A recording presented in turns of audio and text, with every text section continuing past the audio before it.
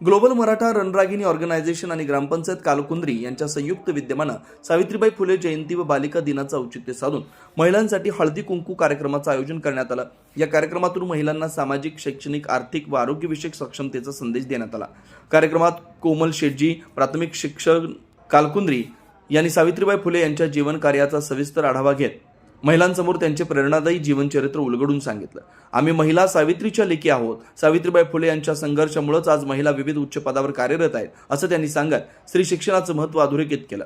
Dhanvantari Desai, DRP कृषी विभाग, कोल्हापूर यांनी महिलांना प्रधानमंत्री सूक्ष्म अन्न प्रक्रिया उद्योग योजनेविषयी मार्गदर्शन केलं।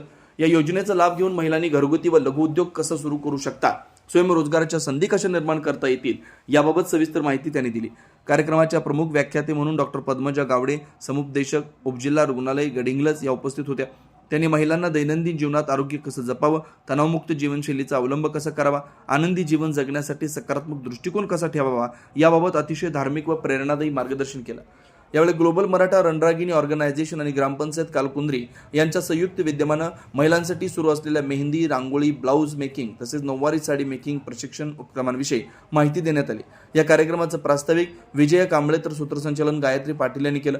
कार्यक्रमाच्या यशस्वीतेसाठी सरपंच छाया जोशी, उपसरपंच संभाजी पाटील, सचिव जयकुमार देसाई, प्रशिक्षिका संगीता लोखंडे, राजश्री निकम, ग्रामपंचायत सदस्य विठोबा पाटील, विलास शेटजी, प्रशांत मुतकेकर, स्वागता कदम, गीता पाटील, गायत्री पाटील, विजय कांबळे, गीता नाईक, ग्रामपंचायत अधिकारी ओमकार देवेकर यांनी सहकार्य केलं। या कार्यक्रमामुळे कालकुंद्री परिसरातील महिलांमध्ये सामाजिक जागृती, आत्मविश्वास आणि स्वावलंबनाचा संदेश पोहोचल्याची भावना उपस्थितांनी व्यक्त केली। सी मराठीहून ज्ञानेश्वर पाटील, चंदगड।